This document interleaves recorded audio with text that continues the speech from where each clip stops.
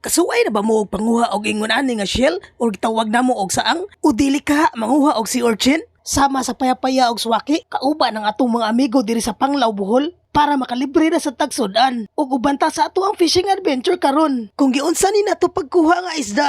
Bagong araw, bagong fishing na naman. Mamasol na punta o banimin ninyo. Uban di ay nato si Dudong TV o si Ado Vlog o ang Panglao Anglers na si Paring Tonyo o ang iyahang kauban. Kay low tide man karon sa hapon, di mag-fishing na sadta. Sobrang lawak ng hunasan dito mga boss. Nandito pala tayo ngayon sa Panglao, Bohol. Doon tayo magkakas doon sa may batuhan. Sana pala rin, sana meron tayong mahuling isda ngayon. Tara, at habang papalakad tayo sa ating spot, yung kasama natin nangunguha ng sea urchin. Napakadaming sea urchin at shell dito mga master. Sa sobrang low tide kaya nagsisilabasan sila. Pinupulot lang ng kasama ko papunta sa fishing spot natin. Isa na dito yung tinatawag nila na payapaya. At ayan na nga, may nakita tayo dito. Hindi lang isa kundi dalawang payapaya na magkatabi. Ito pala ang itsura ng payapaya mga boss. Napakasarap nito mga boss. May shell din dito nga nakukuha natin mga boss, yung tinatawag sa amin na liswi. Ang tamis ng sabaw nito mga boss, tamang-tama sa malamig na panahon. Hindi lang payapaya ang ori ng sea urchin dito na makukuha mga boss, may mga swaki din.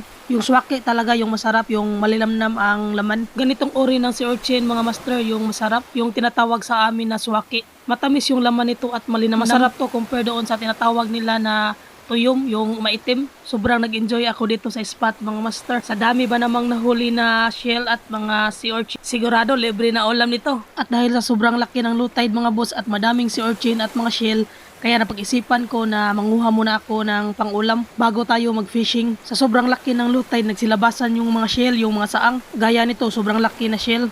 Saang pala ang tawag ng ganitong shell sa amin mga master. Ganitong shell mga master o tinatawag sa amin na saang, madali lang tulutuin. Para lumabas, bago mo lutuin, lagyan mo muna ng dagat. Tapos hintay ka lang ng ilang minuto bago mo pakuluan. Masarap din to gawing inihaw na saang mga master.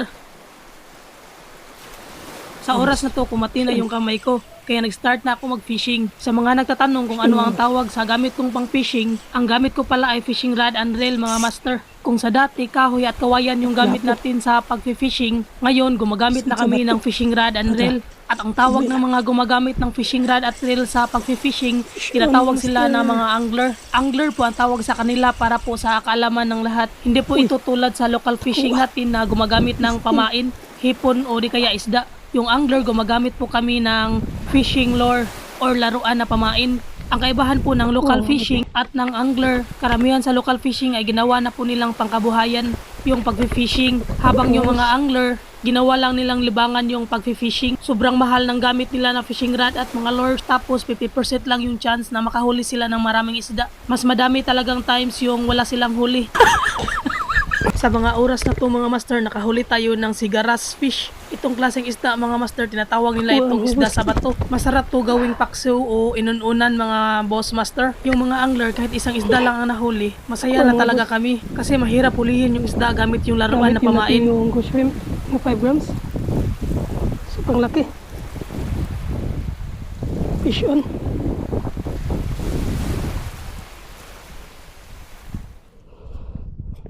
At nasa bahay na tayo mga master. Binuksan na namin yung sea urchin o tinatawag sa amin na swaki. Saktong-sakto, malaki yung laman ng swaki mga master.